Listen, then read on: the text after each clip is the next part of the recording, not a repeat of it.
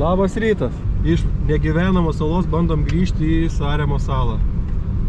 Tikėkime, šį kartą pasimokėm iš klaidų ir nesąmonių nebedarysim. Norisi kelionės be iššūkių, todėl nusprendžiau, kad eisiu priekyje pirmas ir rodysiu kelią mašinom. Dėl viso pikto, kad neužkliūtume vėl ant kokios gilios vietos. Peškom einant matosi dugnas, matosi kiek giliai esam, o mūsų laukia 2 km kelionė iki pagrindinės salos. Taip kad geriau neskubėti. Čia dažnai važiuoja traktoriai ir vaikšto turistai šituo keliu, taigi reikia tik rasti tą maršrutą, kuriuo galima važiuoti. Na,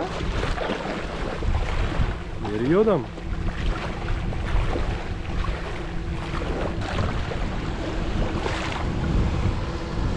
Ir radom gilią vietą.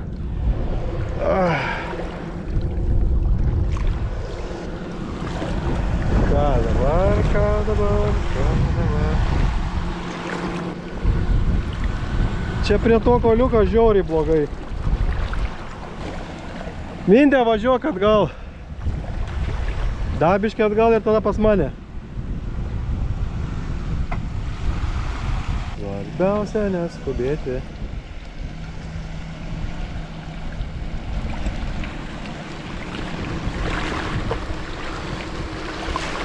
Neskubėk, neskubėk.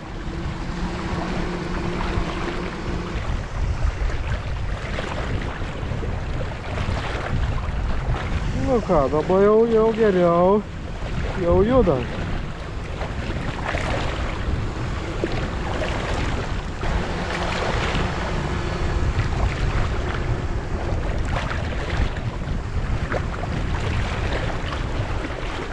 Pavargau eit, lipau į mašiną. Panašu, kad jau baisiausia vieta išėjom, kur galėjo būti duobių. Važiuojam iš lėto tą keliu, kuris yra žemėlapyje pažymėtas beje. Važiuojame į krantą. Viskas atrodo neblogai. Beliko tik tais įveikti 1,5 kilometro. Kas čia tai yra? 1,5 kilometro jūra.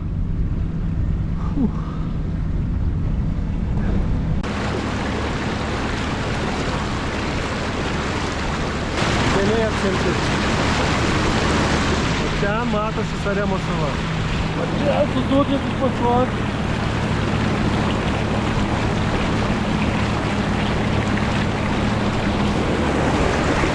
Priekyje puikiai bangelė.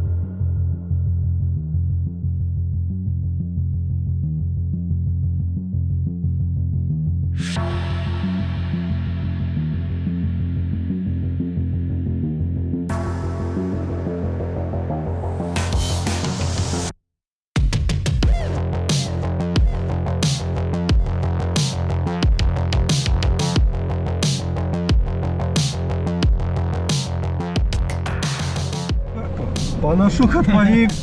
Esam netoli kranto, bet pasidarė jau gilu. Kol kas dar nesidžiaugiam, nes vandens kiekis padidėjo. Abi mašinos šalia karvės, netoli krantas ranka pasiekiamas.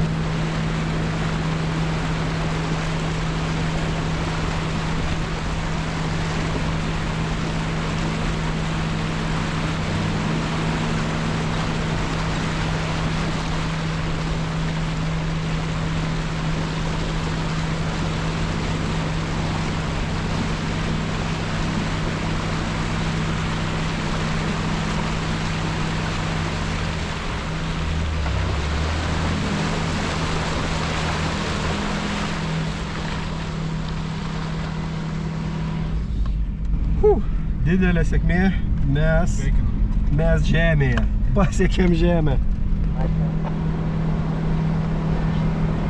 Sėkmingai įveikę jūros kelią, paliekame Muhu salą ir važiuojame į Saremą. Visą laimę šįkart nereikės bristi vandeniu. Važiuojam ieškoti stovyklavietės pietums. Kišiu čia. Tai mes nenakvoti atvažiavom. Nu, tas pastogė. Pasižvalgysim čia. Šoks dėdė pusplikis. Buvo reik tik staliuką. Mūsų Pietų namai. Pietų namai. Iš netgi Malkų yra. tobulą. Trumpas sustojimas pietums vienoje iš daugelių pilnai aprūpintų stovyklaviečių Estijoje. Būtinai reikės ieškoti tokios nakvynei. O dabar važiuojame toliau.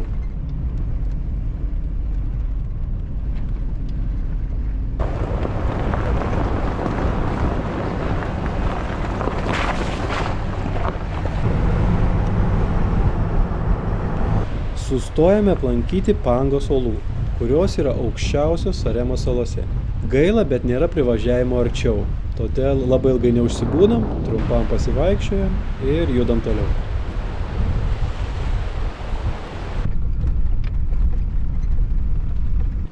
Kelionės maršrutas yra sudėliotas taip, kad važiuotume kuo arčiau salos kraštų ir įveikinėtume kuo įmanoma prastesnius kelius. Tačiau kartais išlendame į tokias vietas, jog atrodo, čia turėtų būti draudžiamas eismas. Bet taip nėra. Matyt, yra išlikęs kompleksas atvažiavus iš šalies, kurioje priėjimas prie jūros yra labai ribotas ir bet koks eismas draudžiamas.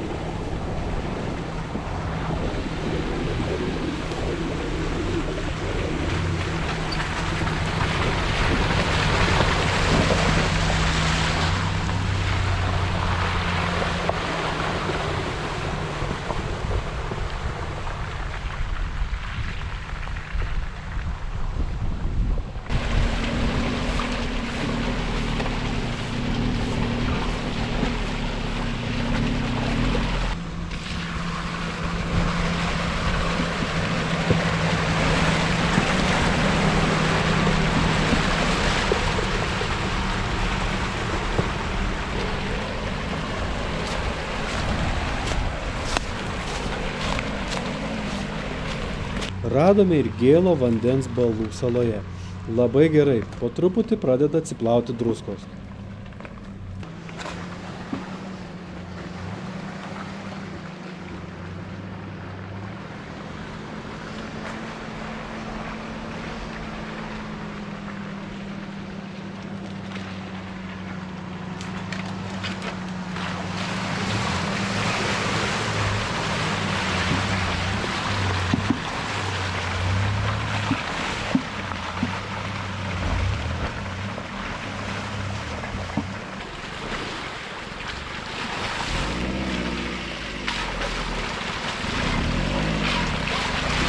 Šiandien norėtume įsikurti nakvynį, kol dar nenusileido saulė. Todėl netempiame į naktį ir ieškome stovyklavietės.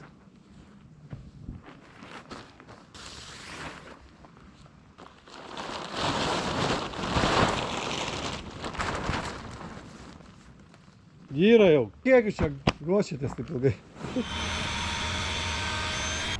Antrai nakvynei salose radome vietinės miško urėdijos prižiūrimą stovyklavietę, kurios vadinasi RMK. Šiuose stovyklavietėse galima rasti visus patogumus.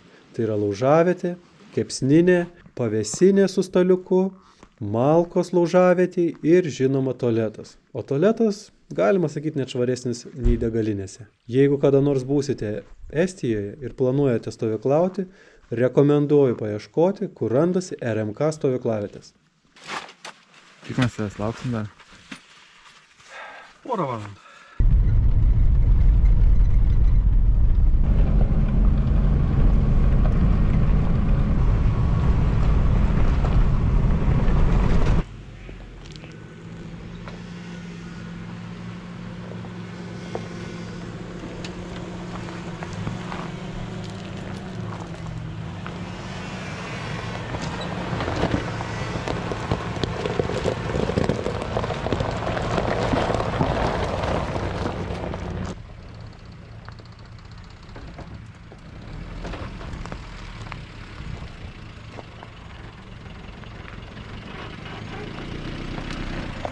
Važiuojame toliau, ieškodami vaizdingų keliukų šalia pat jūros. Ir šiuo klausimu Sarema nenuvilia.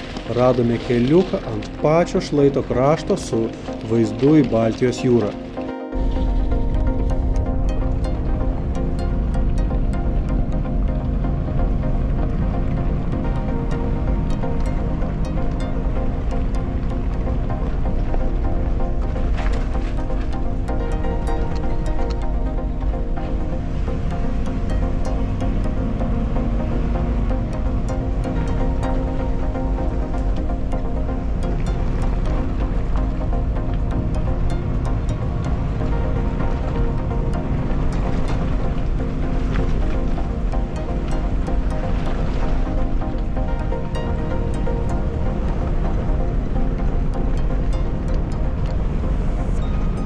Smėlėtose vietose teko ir visus varomus įsijungti, nes galiniai ratai niekaip neišstūmė lauk.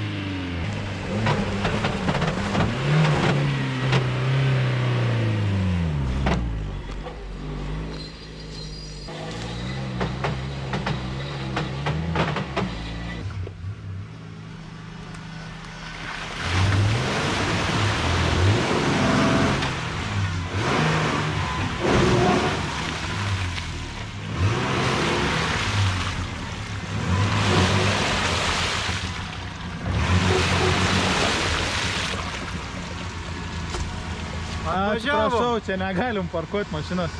Pasidėjai. Labai pasidėjai. Nu tai viskas. Jonai, pas tavęs kava užvirė.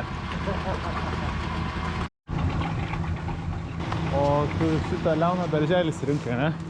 Ne, aš dar jaučiu galvoju, gal ant tos pušies, nes matai, kuo daugiau išvynioji gervės lyną, tuo lengviau gervį traukia. Saugom darželį. Nu super, dabar beliko tik išvažiuoti.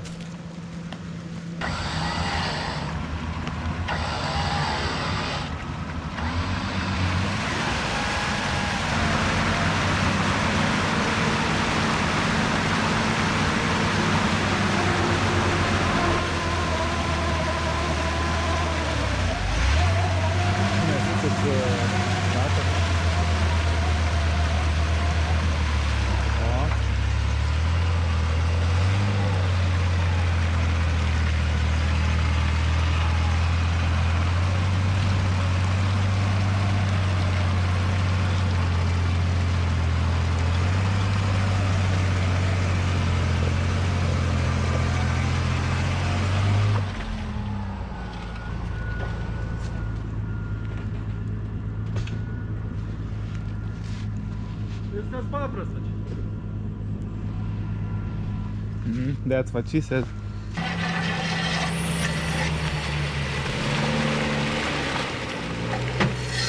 Suzukis pradėjo skleisti neįtikėtinai nemalonius garsus, visa laimė tai tik išmetimo vamzdis besitrankantis į kardaną.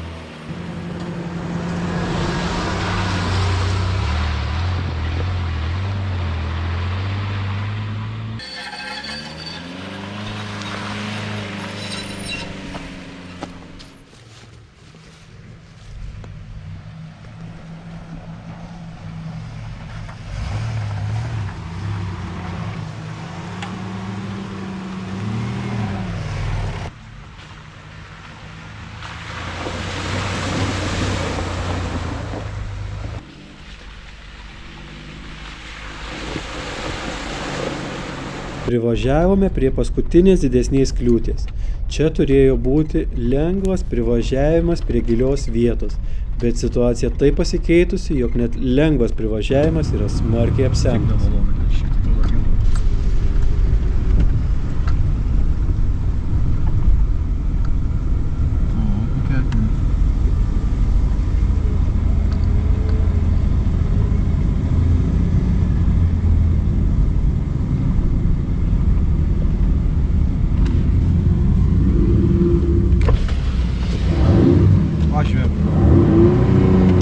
Dėja, teko apsisukti. Važiuoti pirmyn būtų tiesiog kvaila, todėl kad vanduo smarkiai gilėjo, o toliau pravažiavus laukia dar gilesnė vieta. Šiuo metu tikriausiai ten būtų kokie 2 metrai vandens gylis. Tiesiog noras šiandien grįžti namo nugalėjo. O, mėlynės. Ne mėlynė čia.